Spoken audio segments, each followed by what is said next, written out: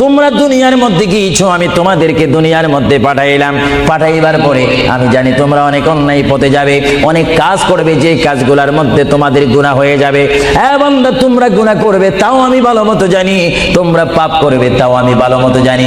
বান্দারে, পাপ করার পরে, গুনাহ করার পরে একাই কি মসজিদের মধ্যে তোমরা কেঁদেছো, রব্বানা যালামনা, বলেন রব্বানা যালামনা আনফুসানা ওয়া ইল্লাম তাগফির লানা ওয়া তুরহামনা লানাকুনান্না মিনাল খাসিরিন বলে বলে মসজিদে কেঁদেছো।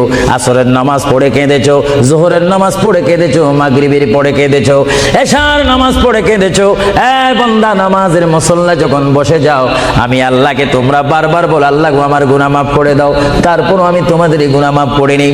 তারপরও তোমরা নিশি রাত্রে, মানুষ যখন ঘুমে যায়, তোমার বিবি যখন ঘুম যায়, তোমার ছেলে যখন ঘুম যায়, তুমি নিশি রাত্রে ঠান্ডা পানি দিয়ে ওযু বানিয়ে নামাজের মুসল্লায় বসে তুমি আবার যখন ডাক দাও, রব্বুল আলামিন, পৃথিবীর কোনো মানুষ আমার গুনাহ সম্পর্কে জানে না, তুমি আমার গুনাহ সম্পর্কে জানো।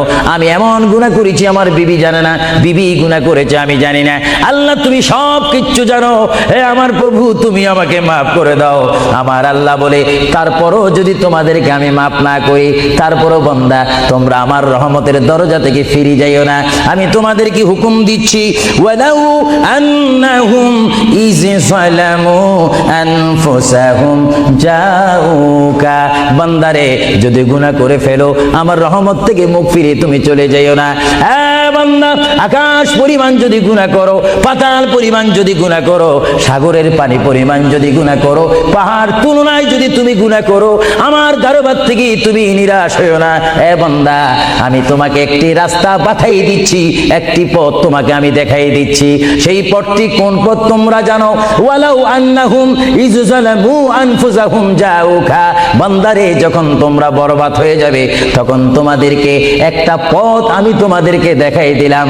সেই পথটির নাম হচ্ছে আমার রাসূলের মদিনা। জোরে বলেন সুবহানাল্লাহ।